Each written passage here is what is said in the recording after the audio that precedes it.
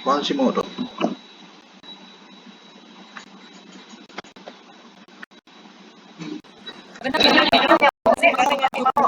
Okey, dah. Dah dapat dah.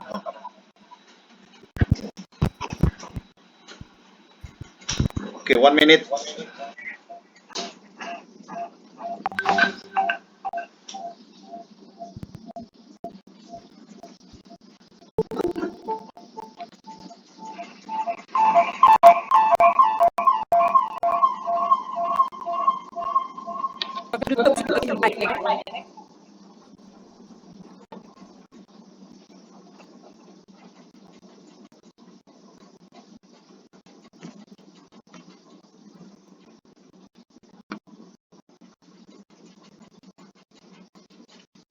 Testing 1 2 3. Testing 1 2 3.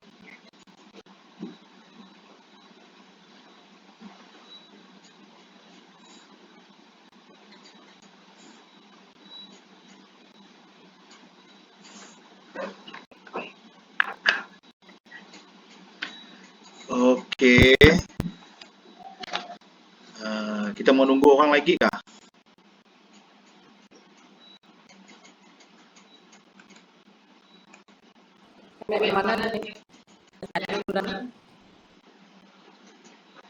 Macam ni.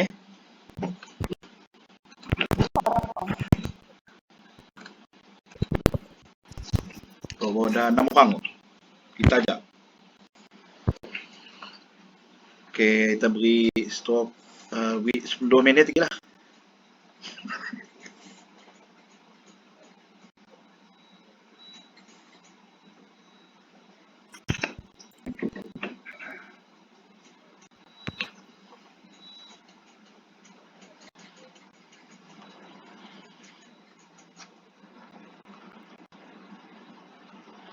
Okey, saya dah lah.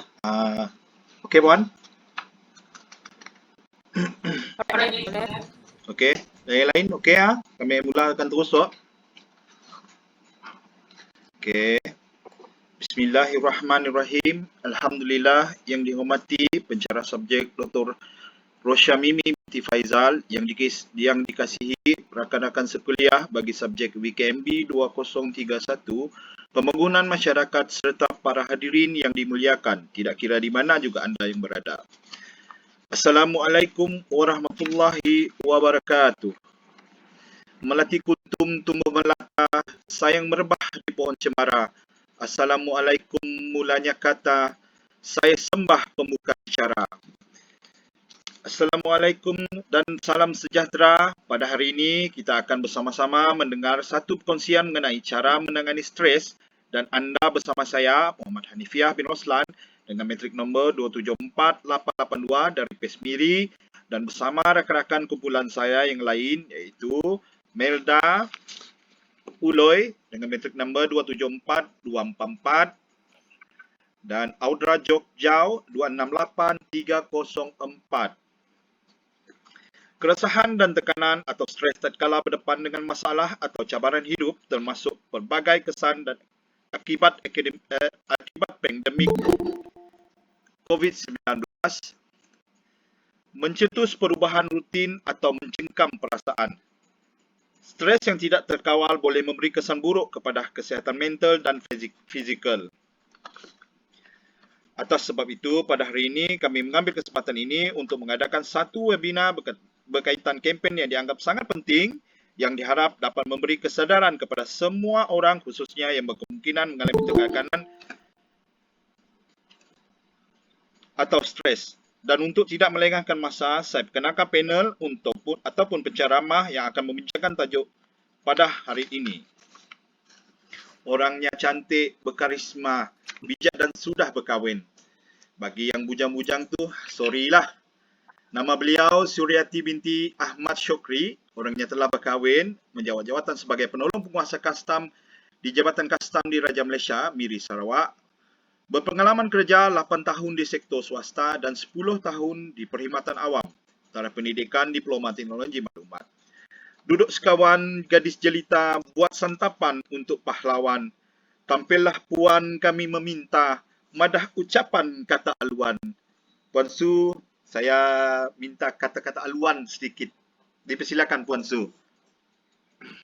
Okey, terima kasih kepada moderator. Alhamdulillah, nak berpantun saya tak pandai. Jadi saya ringkaskan sahaja. Alhamdulillah, terima kasih. Assalamualaikum warahmatullahi wabarakatuh dan selamat petang semua. Pertama kali saya ucapkan terima kasih kepada kumpulan kerana sudi mengundang saya malam ini untuk sama-sama kita berkongsi ilmu bagaimana untuk menguruskan stres ataupun tekanan semasa COVID-19.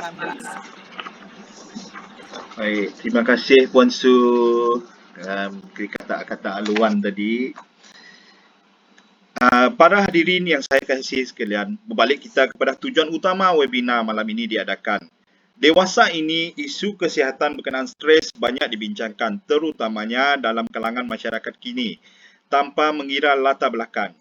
Kita sememangnya acap kali mendengar perkataan stres dan melihatnya di ruang media sosial seperti FB, blog dan sebagainya. Tetapi, adakah kita mengerti dan memahami apakah yang dimaksudkan dengan stres itu? Oleh yang demikian, saya dengan rasa rendah diri menjemput Puan Sureti untuk memberi makna penuh dan pengertian stres kepada kita semua. Dipersilakan Puan Sureti. Okey, terima kasih moderator.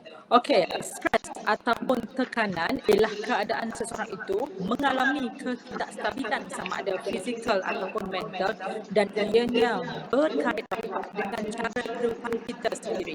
Dr. Hasrin pengasas pada teori stres atau tekanan perasaan menyaksikan dengan satu reaksi yang tidak oleh diri seseorang sebabkan perubahan yang beban ini boleh wujud dalam bentuk ancaman, cabaran ataupun apa-apa perubahan pada diri seseorang yang memerlukan sesuaian yang selaras dengannya. Ada tekanan perasaan yang baik iaitu positif dan ianya dinamakan sebagai eustress dan manakala yang buruk atau yang negatif dinamakan distress. Okey, terdapat dua jenis iaitu stres yang positif dan negatif. Pertama, saya akan terangkan apakah yang dimaksudkan dengan stres yang positif. Alright, jenis stres yang positif adalah eustress kerana saat mengalami eustress itu akan lebih produktif dan banyak melakukan hal-hal yang positif. Stres ini memotivasikan seseorang untuk mencapai target yang ingin diraih hingga ia berjaya mendapatkannya. Dan kebanyakannya orang telah menilai bahawa stres merupakan stres yang meningkatkan. Stres bekerja dengan cara meningkatkan kewaspadaan pada sistem saraf pusat yang akan membuat orang tersebut lebih waras berfikir dan berada pada tahap yang terbaik. Manakala untuk distres ataupun kemurungan adalah gangguan perasaan seseorang itu merasa sedih yang berpanjangan, keletihan dan ketiadaan tenaga, cepat marah serta hilang minat dalam aktiviti harian. Kemurungan ini dalam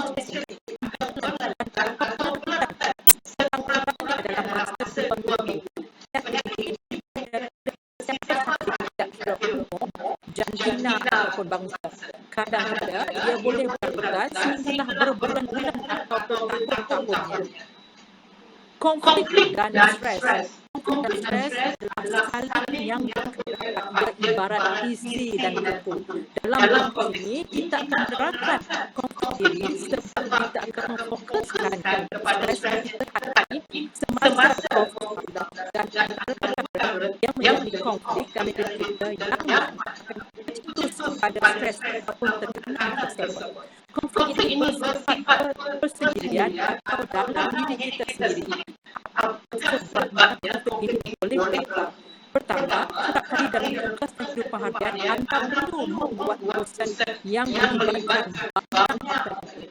Yang kedua, jenis konflik datangnya daripada terpaksa memilih antara beberapa alternatif yang bersesuaian. Yang seterusnya, anda terpaksa memilih alternatif yang mempunyai kedua kesan dan kesan positif baik dan kesan negatif buruk. Dan akhir sekali, anda dihadapkan dengan alternatif yang mempunyai kesan negatif sahaja. Konflik yang berlaku dalam diri kita secara tidak langsung akan menyebabkan stres ataupun tekanan tanpa kita sedari terdapat 4 isu yang menyebabkan timbulnya konflik dalam diri kita sendiri. Yang pertama, kita tidak setuju dengan maklumat ataupun tujuan. Yang kedua, tidak setuju dengan cara melakukan tugas. Yang ketiga, tidak setuju dengan sesuatu keterangan ataupun fakta. Yang keempat, tidak setuju dengan nilai, di mana nilai benar ataupun salah. Wah, panjang lebar pengertian yang diberikan oleh Puan. Cukup padat, cukup ringkas dan bermaklumat. Rupa-rupanya stres ini ada yang baik dan ada yang jahat. Bagi saya, semuanya stres. Tak ada yang baik, tak ada yang jahat bagi saya. Baiklah, akibat daripada stres dan kemurungan yang berlarutan akan menyebabkan kebanyakan masyarakat sekarang ini mengambil tindakan di luar kawalan serta tanpa disedari melakukan sesuatu yang lebih buruk daripada yang kita jangkakan. Oleh itu, program ini diadakan bertujuan memberi kesedaran dan maklumat kepada masyarakat tentang isu stres ini. Jadi soalan saya yang seterusnya kepada Puan Suryati adalah, adakah stres ini berbahaya dan bolehkah ia membunuh seseorang? Dan apakah perubahan yang berlaku kepada seseorang sekiranya menghadapi stres ini? Silakan Puan Suryati. Okey, terima kasih moderator. Saya rasa semua orang pernah mengalami tekanan, tak kira lah tekanan dalam tekanan dalam tugasan, tekanan dalam kehidupan. Okey, kita nak lihat adakah stres ini berbahaya dan kenapa. Okey, bila kita masa terancam, badan akan mengaktifkan sistem saraf untuk menghasilkan lebih banyak hormon stres, termasuklah adrenalin dan kortisol ke atas ke arah aliran darah kita. Tekanan dan ancaman yang menyebabkan stres ini dikenal sebagai stresor. Denyupan jantung dan darah yang meningkat, otot menegang, pernafasan akan lebih cepat dan deria juga akan jadi lebih tajam. Perubahan fizikal ini meningkatkan fokus, kekuatan dan stamina dan tindak balas menjadi lebih tangkas. Badan adalah bersedia untuk lawan ataupun lari dari situasi yang berbahaya. Dalam jangka sepanjang, stres juga boleh jejaskan sistem imuniti badan dan boleh meningkatkan risiko untuk mendapatkan penyakit. Ketika stres, perubahan yang akan berlaku adalah badan kita akan mengeluarkan satu perasaan yang adrenalin bersama dengan beberapa hormon yang lain menyebabkan berlaku di dalam tubuh kita sebagai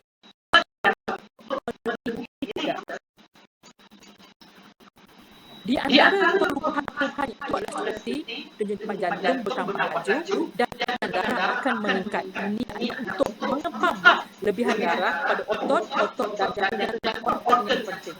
Manakala gula, lemak dan kolesterol dalam darah akan bertambah untuk menjana lebih tenaga kepada badan. Pernafasan seseorang juga akan lebih laju. Ianya untuk menyalurkan lebihan oksigen yang diperlukan dan begitulah seterusnya. Perubahan ini berlaku secara tabi'i selari dengan keperluan tubuh ketika itu. Walau bagaimanapun, jika stres atau tekanan ini berpandangan pada kehidupan kita pun tidak bijak untuk menguruskannya. Ianya akan memiliki stres yang boleh menyebabkan penyakit tertentu yang menimpa diri kita. Baik, terima kasih Puan Suryati. Satu pencerahan yang begitu jelas bagi kita semua. Baik, saya nak ulaskan sedikit berkenaan stres ini juga, seperti mana yang Puan Su telah terangkan tadi. Jadi stres ini sesuatu yang kita boleh katakan berbahaya bagi yang sudah ada penyakit. Lebih-lebih lagi yang sudah ada jangkit jantung, kencing manis dan darah tinggi. Sebab bila kita berada dalam situasi stres, secara tidak langsung peraliran darah dalam badan akan menyebabkan benda-benda ini menyebabkan kita menjadi lebih teruk daripada yang sebelum ini. Betul tak Puan Suryati? Betul, Anil. Macam saya mention tadi, saya sebutkan tadi, dia akan menyebabkan jantung kita cepat berdenyut, kita memerlukan tenaga kalau kita tak pandai kawal diri kita. Dan pada masa yang sama, jika dia berlanjutan juga, dia akan boleh menyebabkan penyakit-penyakit lain. Baik, terima kasih Puan. Baik, seterusnya rakan-rakan saya akan menerangkan punca, tanda dan gejala yang boleh menyebabkan stres. Dengan ini saya mempersilakan Melda untuk menerangkan perkara-perkara yang saya sebutkan tadi. Dipersilakan Melda.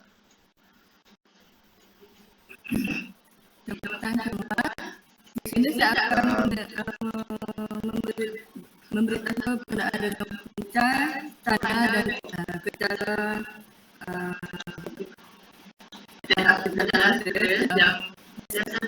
yang biasa kita hadapi.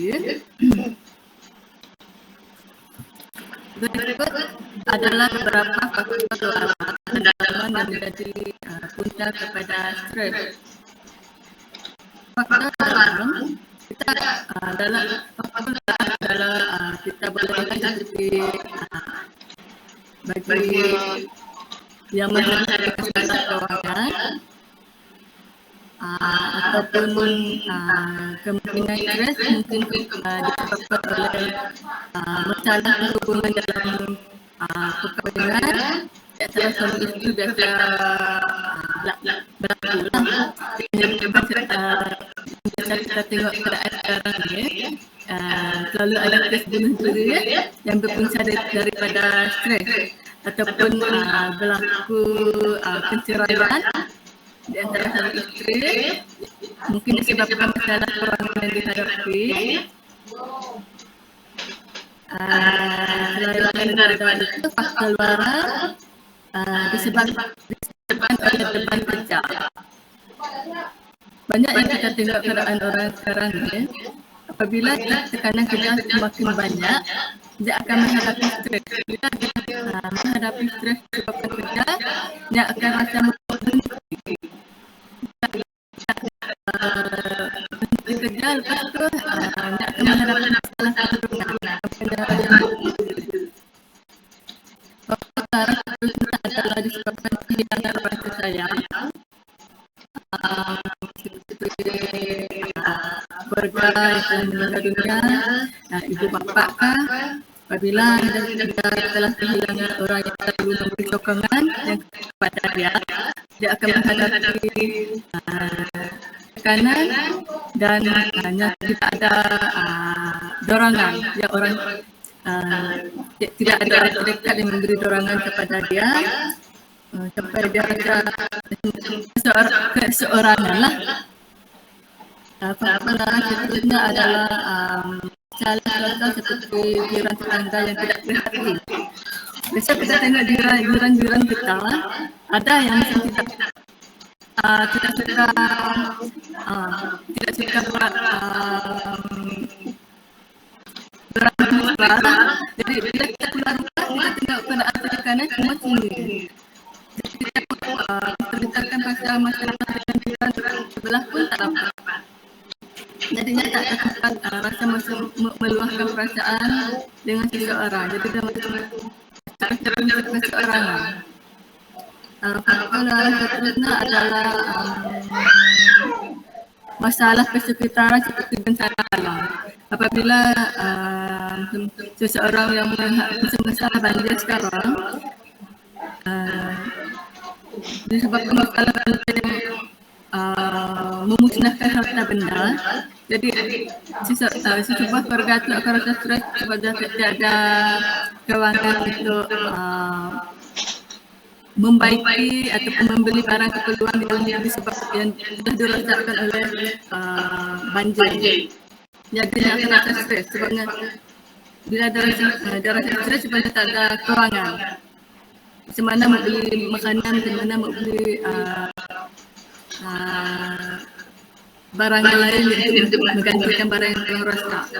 Seterusnya, stres juga adalah daripada pedalaman seperti mempunyai nilai diri yang rendah. Dia sudah seseorang yang terasa terlalu rendah diri, dia tidak ada keyakinan diri untuk tampil di hadapan orang lain. Faktor dalaman selanjutnya adalah tidak berkeupayaan berkata tidak. Seperti apabila seseorang memberi tugasan kepada seseorang tugasan, dia tidak berani mengatakan tidak. Sebab bila dia kata tidak, dia akan fikir orang tidak akan mau berkawan dengan dia lagi. Dia akan macam stres. Dia menjadi stres sebab dia tidak boleh. Dia akan fikir orang tidak suka berkawan dengan dia bila ada satu tidak mau menolong. Faktor dalamnya sebenarnya adalah kurang berkemampuan daya tindak seperti bertindak melulu dan tidak dapat membuat keputusan dengan betul. Seterusnya, stres yang terjadi akan hilang kalau faktor seterusnya dapat diatasi. Sebenarnya merupakan hal yang normal dan wajar terjadi. Akan tetapi Anda perlu waspada jika gejala stres yang dirasakan sering muncul tidak jelas apa penyebabnya atau jika sudah berlangsung dalam waktu yang cukup lama.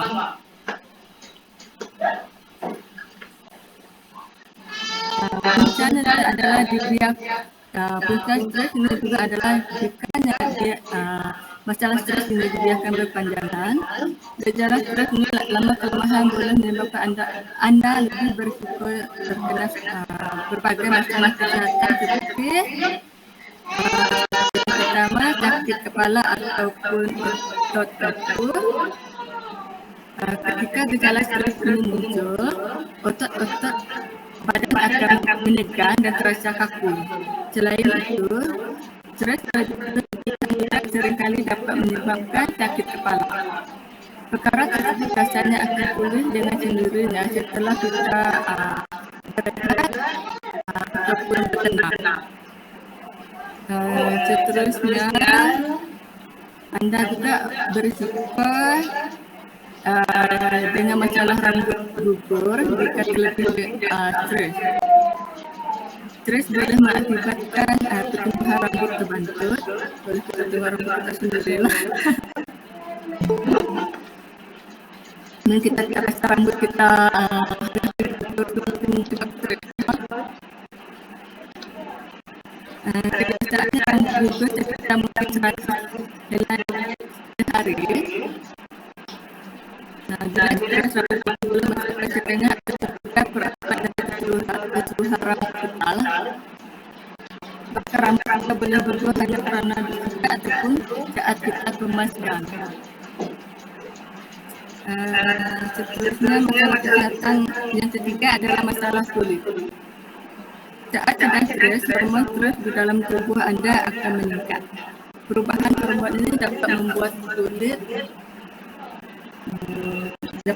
kita lebih berminyak sehingga anda pun selalu berjerawat. Tapi tak semestinya kalau kita berjerawat bukan disebabkan oleh faktor stres, mungkin ada juga kemungkinan adalah disebabkan hormon.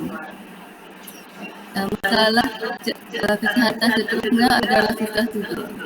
Salah satu gejala stres adalah susah tidur atau tidur yang kurang. Jika anda mengalaminya, hal ini seiring dan boleh menyebabkan anda berisiko mengalami gangguan tidur seperti insomnia. Akibatnya anda akan sering merasa penat, susah berkonsentrasi sehingga berisiko mengalami gangguan kesehatan mental seperti depresi dan gangguan cemas. Seterusnya masalah kesehatan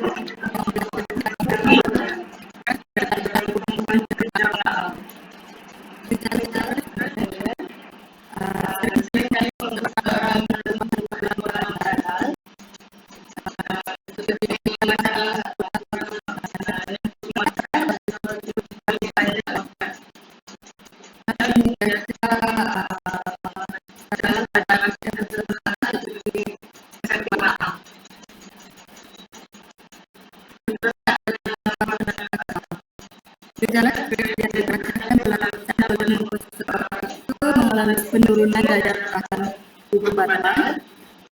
Boleh membuatkan seseorang itu penyakit asma, serta batuk, dan tidak hanya itu saja, penderita juga boleh mengalami sesak nafas dan sesak yang selalu berat. Di sini kita akan dengar gejala masalah kesehatan akibat daripada stres. Seperti sakit jantung, stres akan menambahkan isi lemak di dalam darah dan penambahannya akan beberapa penyakit dan akan menutupi saluran pembuluh darah. Stres juga boleh meningkatkan tekanan darah, bisa memudahkan proses pembentukan darah. Seterusnya, masalah kesehatan akibat stres adalah masalah susah tidur ataupun dikenali sebagai insomnia. Stres dapat menyebabkan masalah susah tidur dan boleh menyebabkan stres ataupun tidak mempunyai masalah. Di Amerika, jumlah mereka yang terserang masalah ini hampir 36,62 juta. Seterusnya, masalah kesehatan akibat stres yang kita kena ambil lebih tahu adalah kencing manis. Kesuburan dan tekanan hasil dari stres akan menambahkan kadar gula di dalam darah, dan ini boleh membawa kepada penyakit kencing manis ataupun menyebabkan keadaan pesakit yang telah menghadapi penyakit kencing manis tersebut. Seterusnya, masalah yang terakhir adalah gastrik. Penyakit ini pada penghadapan seperti stres juga mudah terjadi ke atas seseorang yang mengalami stres disebabkan oleh peningkatan isi tubuh diserang oleh stres, terutamanya jika ia menyebabkan kemurungan dan kemarahan yang besar sangat. Jadi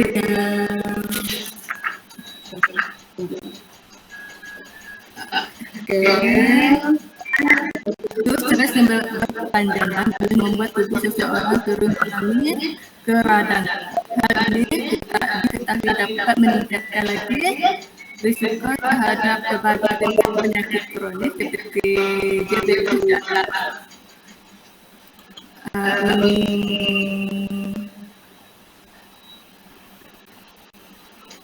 dan jadi kita sebagai cara untuk mengatasi stres seperti istirahat yang cukup, melakukan kegiatan yang disukai, bersukan secara rutin ataupun melakukan meditasi. Anda juga memanfaatkan pengambilan topik untuk mengurangi stres Anda. Sekian dari saya. Baik, terima kasih Puan Melda. Penjelasan yang panjang lebar. Kalau saya memang sudah stres dari tadi. Sebab apa yang diterangkan tadi semuanya berkenaan dengan fakta, bukannya auta, tuan-tuan dan puan-puan. Stres boleh menyebabkan penyakit kronik seperti kencing manis, asma, sakit jantung dan macam-macam lagi. Termasuklah saya kencing manis. Jangan stres tuan-tuan perempuan, malam ini jangan stres, kita buat santai je. Nak tonton Korea, tonton. Nak minum kopi, minum. Okey, jangan stres. Okey. Sudah dibilang awal-awal tadi, stres ini berbahaya bagi yang ada penyakit. Dek kata pandemik COVID-19 ini oleh sebab perubahan cara hidup kita yang sekarang ini, norma baru, kena lagi kita kena MCO selama 2-3 bulan. Tak boleh keluar, tak boleh ke sana, tak boleh ke sini, ke sana, ke sana. Memang stres. Jadi ini adalah salah satu program yang kita buat untuk kita release stres kita. Baik. Kita berbalik kepada webinar kita pada malam ini. kita tahu punca, kita tahu gejala-gejalanya, pengertian stres. Jadi untuk yang seterusnya, kita hendak tahu isu-isu yang berkaitan dengan stres. Dengan ini, saya mempersilakan Puan Audra Jok. Dia akan memperjelaskan lagi isu-isu yang berkaitan dengan stres. Macam mana pun stres ini boleh terjadi. Kalau stres teruk sangat, apa yang akan terjadi? Baik, dipersilakan Puan Audra. Ya, terima kasih Tuan Moderator. Isu-isu stres yang dapat kita lihat terutamanya semasa pandemik COVID-19 yang melanda seluruh dunia pada ketika ini,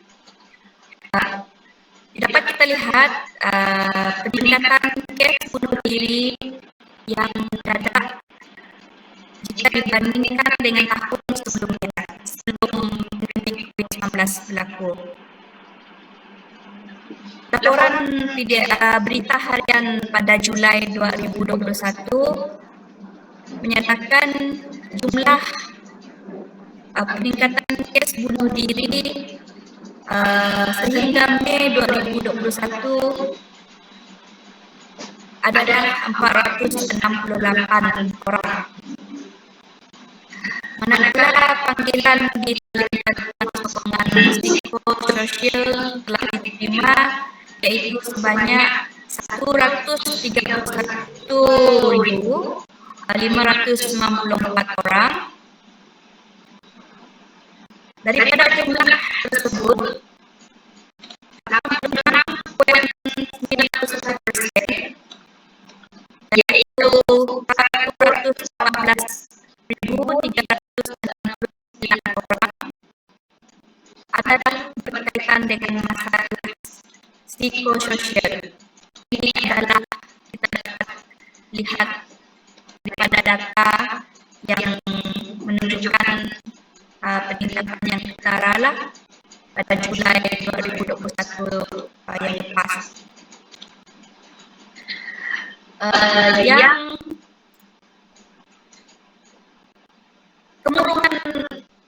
peratus kemurungan yang dapat dilihat juga adalah sebanyak 59.2%. Itu adalah peratus kemurungan data yang diperolehi. 55.1% mengalami anxiety dan 30.6% adalah golongan yang mengalami stres. Isu-isu stres ini dapat kita lihat ataupun dapat kita pecahkan kepada golongan umur. Umur yang paling tinggi yang mengalami simptom stres ni dapat kita lihat umur yang paling muda dapat jika dibandingkan dengan umur yang dah tua, yaitu berumur 45 tahun ke atas. Umur yang paling muda ini adalah 18 tahun sehingga 24 tahun. Data yang diperolehi adalah 56.2%, lebih tinggi dibandingkan dengan bulat umur di antara 25 hingga 49 tahun, yaitu 48.9%. Umur di antara 50 hingga 64 tahun, yaitu 39.1%. Yang tua pula di antara umur 65 sehingga ke atas, umur yang 65 ke atas lah, 29.3%.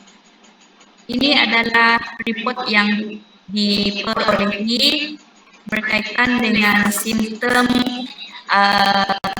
stres. stresnya yaitu kita dapat lihat juga daripada surat kabar Metro pada 24 Desember.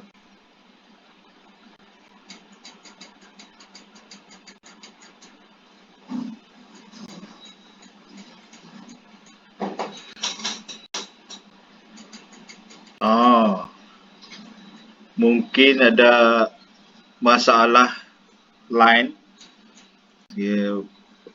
daripada Puan Audra kita. Tak apa, tak jadi masalah. Saya boleh sambung balik apa yang Puan Audra ceritakan tadi. Isu stres sekarang ini kita sering dengar dan kita sering canang-canang media sosial, FB, blog, Instagram senang mencanang-canangkan perkara stres ini. Menurut berita harian Metro, lebih 120,000 panggilan isu kesihatan mental diterima. Bayangkan saja 120,000 panggilan berkenaan dengan kesihatan mental sahaja. Itu baru panggilan, belum orangnya. Belum orangnya yang datang tu. Baru telefon saja tu. Okey, yang seterusnya berkaitan dengan tekanan hidup akibat PKP, cetus pelbagai penyakit dan bunuh diri. Ini adalah satu teks daripada Malaysia Kini yang kita sering dengar. Tekanan hidup akibat PKP. Tidak kita nafikan pandemik ini memang menyebabkan kita mengalami kemurungan, stres, hilang kerja, tak dapat apa kata orang kesana ke sini kesana ke sini tu, sebab sudah lumrah kita sebelum ini, sebelum pandemik, memang kita selalu keluar rumah nak release stres, kita nak pergi holiday, macam-macam kita buat, hobi kita tersekat oleh PKP. Yang baru-baru ni, kalau tak silap saya, viral di FB berkenaan dengan bunuh diri juga akibat stres. Seorang peguam, bukan calang-calang tu, profesional punya pekerjaan, peguam, stres, terjun bergunan. Itu yang bukan orang yang biasa-biasa tu. Sedangkan kita yang biasa-biasa tu, kena fikir-fikirkan kita, okey, dan timbang-timbangkan. Baik, seterusnya, okey. Kita telah kenal tanda, punca, gejala, pengertian dari awal sesi kita tadi sampailah ke sekarang ini. Sampai hilang Puan Audra kerana tak tahulah stres ke tak stres dia. Sebab pandai hilang. Kadang-kadang line tak ada, internet tak ada, boleh stres. Melalui fakta yang dibagi oleh Puan Audra tadi, rata-rata umur yang stres adalah daripada 18 ke 24. Terlalu muda. Terlalu muda untuk stres. Saya pun tak faham. Kenapa terlalu muda boleh stres? Sepatutnya yang tua-tua yang stres. Sebab yang tua pengalaman dia ada. Budak-budak ni tahu enjoy je. Okey? Baik. Sekarang ini saya akan minta Puan Suryati untuk bagi kita cara atau metodologi mengatasi dan mengawal stres. Ini adalah perkara yang penting. Take note everybody. Ini adalah perkara yang paling penting. Metodologi mengatasi dan mengawal stres. Baik, dengan ini, dengan rasa rendah diri, sekali lagi saya menjemput Puan Suryati untuk menerangkan metodologi mengatasi dan mengawal stres untuk kita semua. Dipersilakan Puan Suryati. Okey, terima kasih Tuan Moderator. Okey, sebelum ni kita dah berkongsi mengenai definasi stres terbagi kepada dua, positif dan negatif. Kita dah lihat, kita dah dengar apa gejala punca isu. Sekarang kita nak berkongsi pula bagaimana untuk mengatasi dan mengawal stres ini. Okey, penyelesaian jangka pendek dengan kaedah 10B. Yang pertama adalah perkenal, Yang kedua, bernafas dengan dalam. Yang ketiga, berkata, relaxlah. Yang keempat, beribadat. Yang kelima, bercakap dengan seseorang. Yang keenam, berurut. Yang ketujuh, berehat dan mendengar muzik. Yang ke-8, beriadah. Yang ke-9, bersenam. Dan yang terakhir adalah berfikiran positif. Okey, yang pertama, bertenang. Cuba bawa bertenang sekiranya kita berasa stres tekanan. Mengurangkan stres dengan menghentikan keteran stres di peringkat permulaan sebelum ia berjangkit atau ke peringkat seterusnya.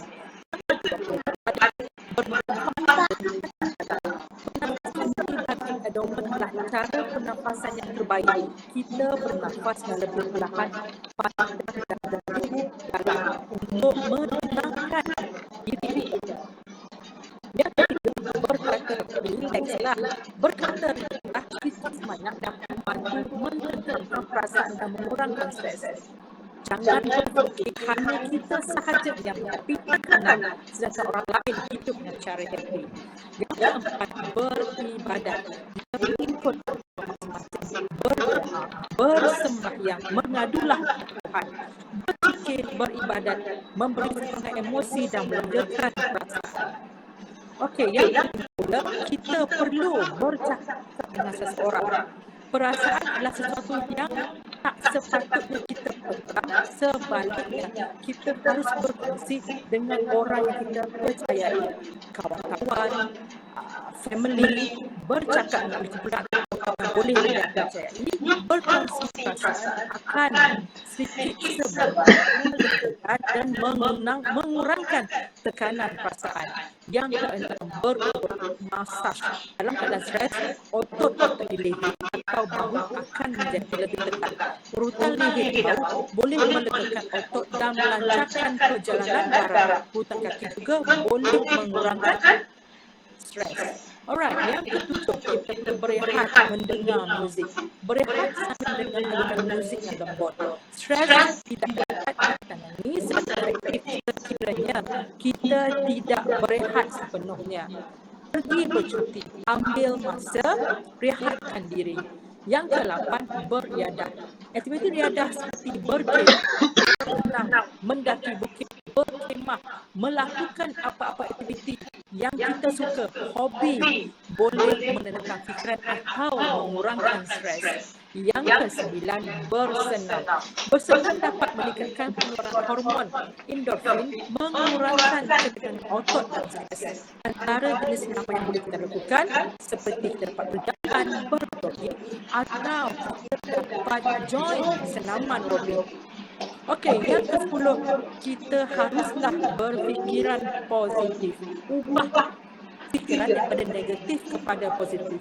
Melihat kebaikan dan mana-mana situasi yang bersifat negatif. Tumbuhkan kepada perkara yang baik dan apa yang boleh dilakukan dalam situasi tersebut. Dengan melakukan kaedah 10B, kesan fizikal stres seperti denyut jantung, kita marah, rasa gelisah, gemetar dan sakit kepala juga dapat kita kurangkan. Baik, terima kasih Puan Suryati. Minta maaf. Baik, itu adalah satu kaedah cara mengatasi stres yang Puan Su terangkan tadi, penyelesaian jangka pendek, kaedah 10B. Bertenang, bernafas dengan dalam, berkata, relax, beribadat, bercakap dengan seseorang, berurut, berehat dan mendengar muzik, beriadah, bersenam, dan yang terakhir adalah berfikir secara positif. Baik, itu adalah cara-cara penyelesaian jangka pendek. Maksudnya jangka pendek ini mungkin kita rasa stres pasal kerja. Ada yang jenis suka berurut, dia akan pergi refleksologi. Kalau kita yang beragama Islam, mungkin dengan melalui zikir, Kita boleh tenangkan fikiran, baca Quran.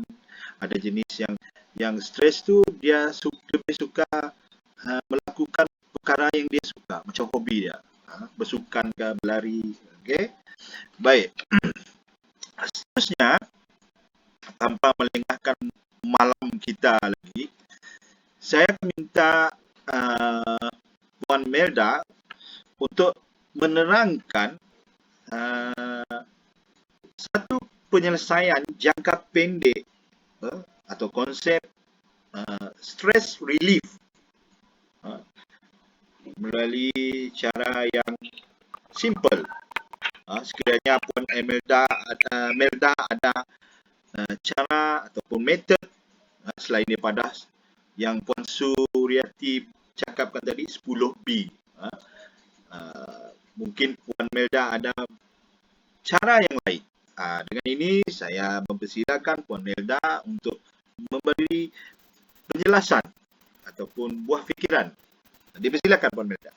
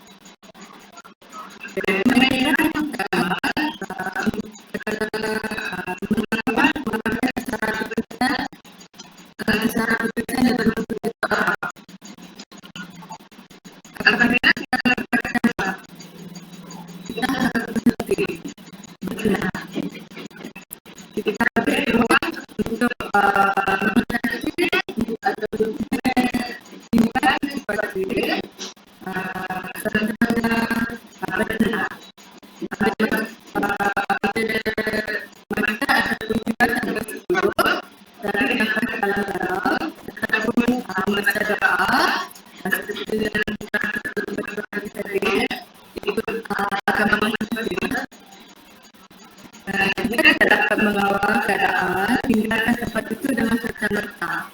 Jika kamu contohnya tiba-tiba kamu berlanggar dari seseorang, marah, kamu tidak dapat mengawal perasaan kamu. Jika kamu tidak dapat kontrol kawal keadaan, rasa marah yang amat sangat, kamu tidak dapat memaafkan seseorang itu, kamu ketinggalkan tempat itu. Jika kamu terus kekal di tempat tersebut, kamu akan semua menumpuk sekarang. Daripada kamu berkaitan, bagus kamu tinggalkan tempat tersebut. Seterusnya, berfikir. Jika anda tengah marah, berfikir dulu sebelum bercakap. Takut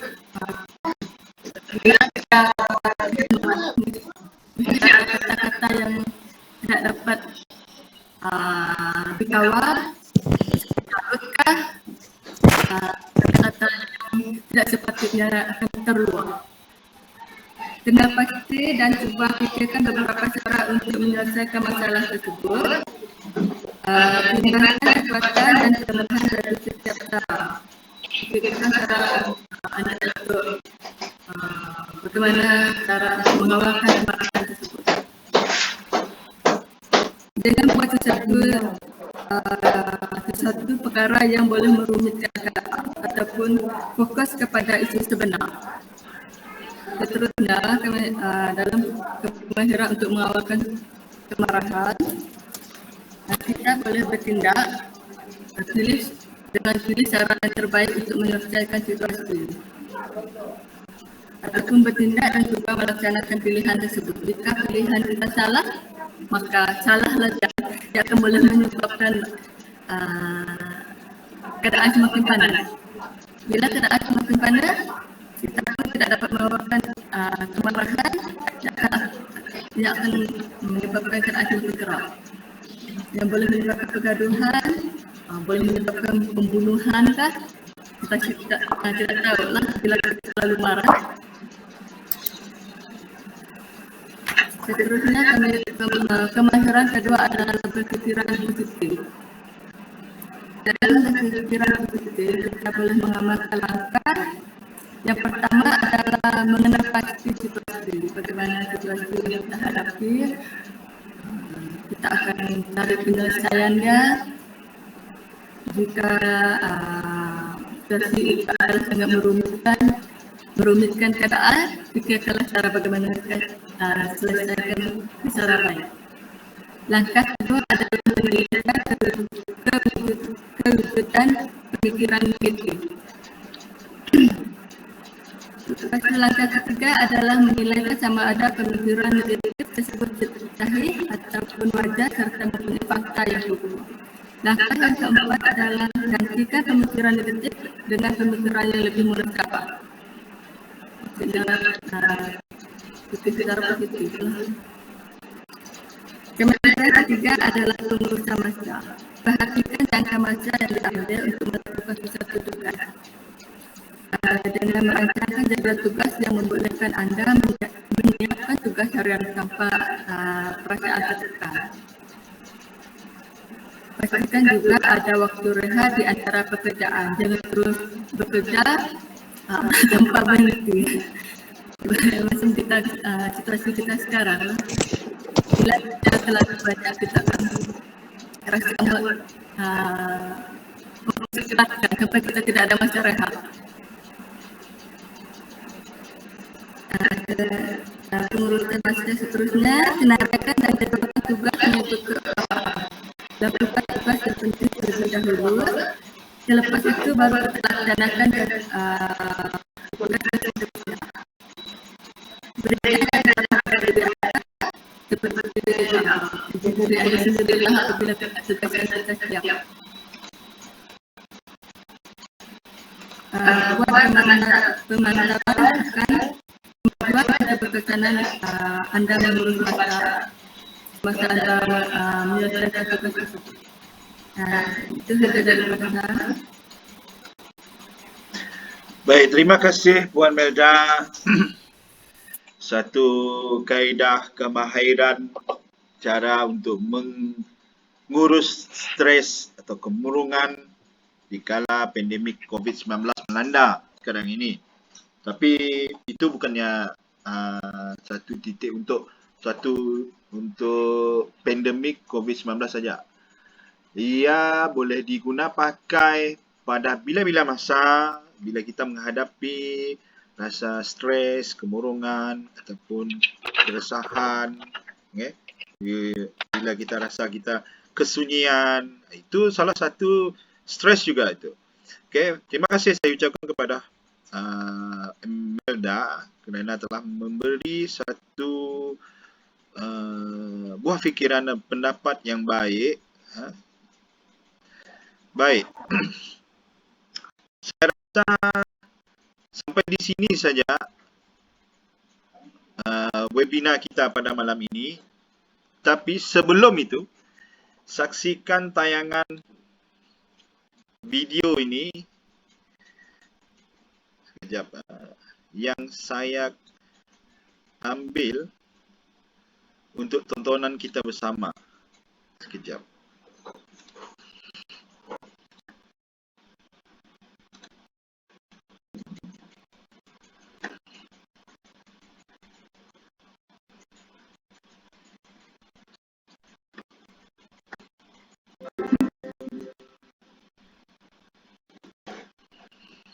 Sekejap ya tuan-tuan, perempuan. Ada masa sedikit, tuan-tuan.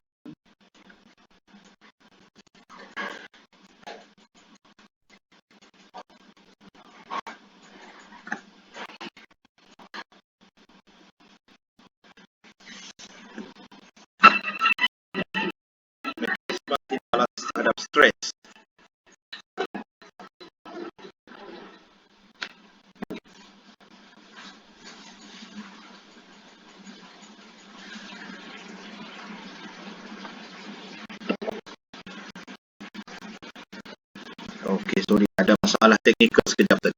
Sekejap.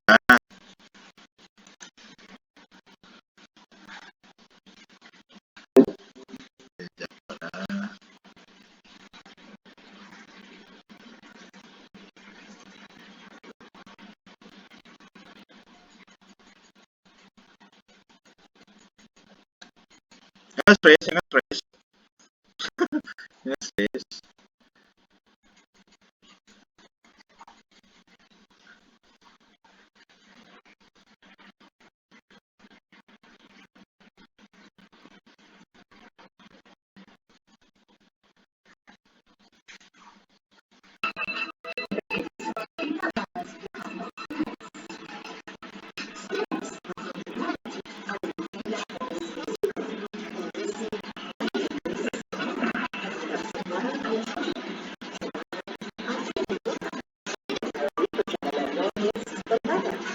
Ini adalah secara overall apa yang telah dibincangkan berkenaan stres,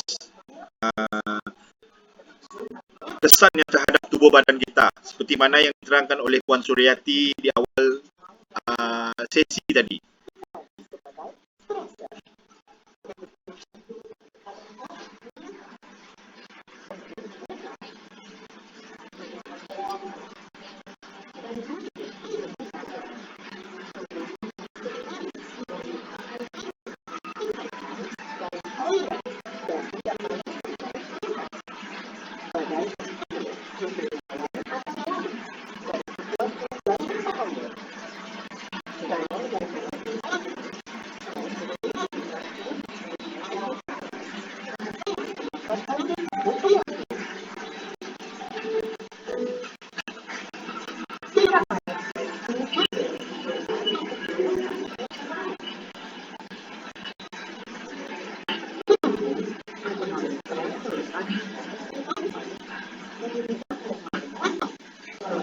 Ya, ini yang dibincangkan tadi, yang diterangkan oleh Puan Suryati tadi, stres yang baik dan stres yang tidak baik.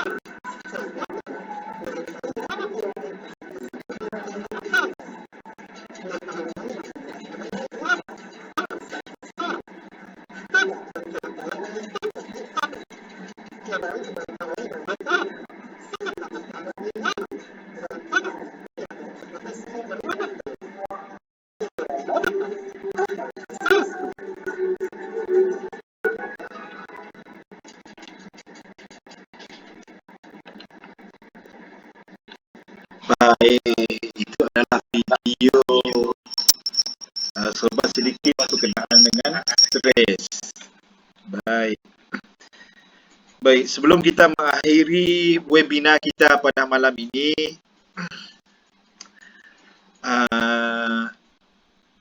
apa yang saya ingin nasihatkan, sampaikan pada malam ini, semoga ia berguna dan memberi manfaat kepada kita semua. Dan yang baik, yang buruk datangnya daripada saya, yang baik datangnya daripada Allah Subhanahu Wa Taala. Terima kasih dan saya ucapkan dengan rasa rendah diri. Saya mohon maaf kepada semua,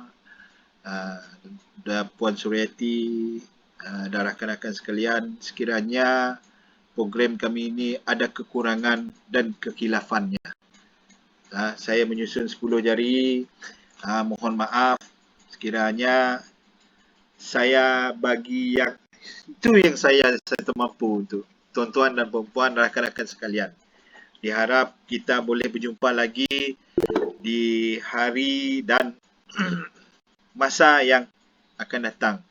Jaga diri, kita jaga kita. Okay? Perjuangan kita belum selesai lagi.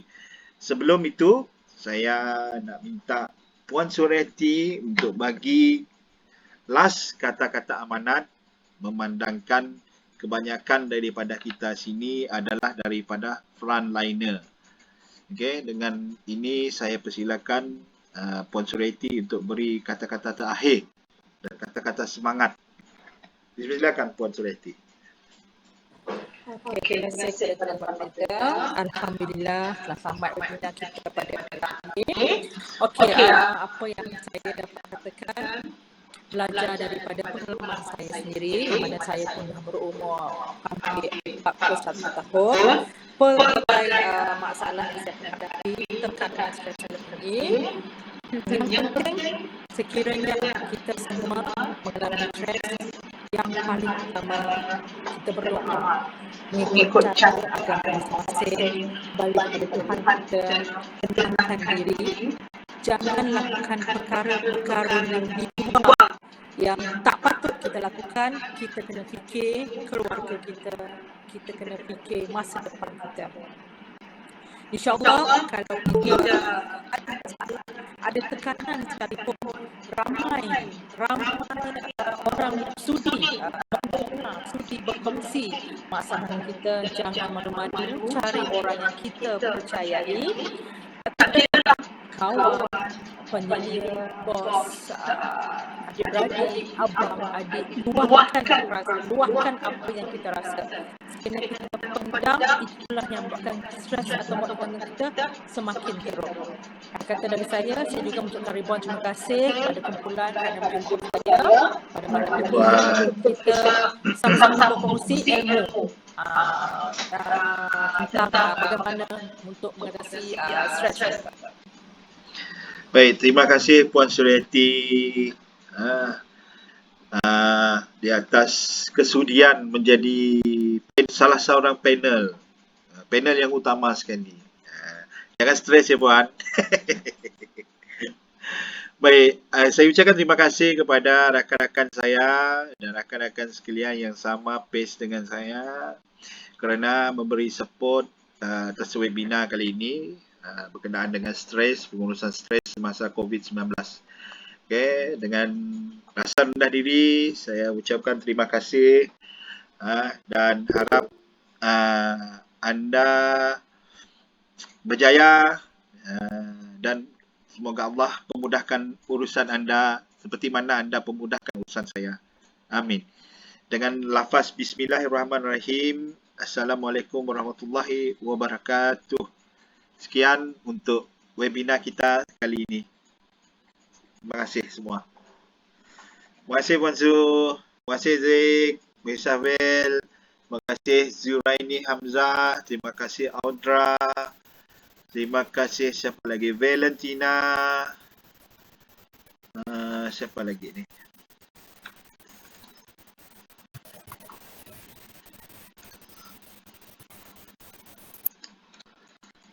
Terima kasih Abdul Rani. Baik, okey, syukran. Terima kasih semua.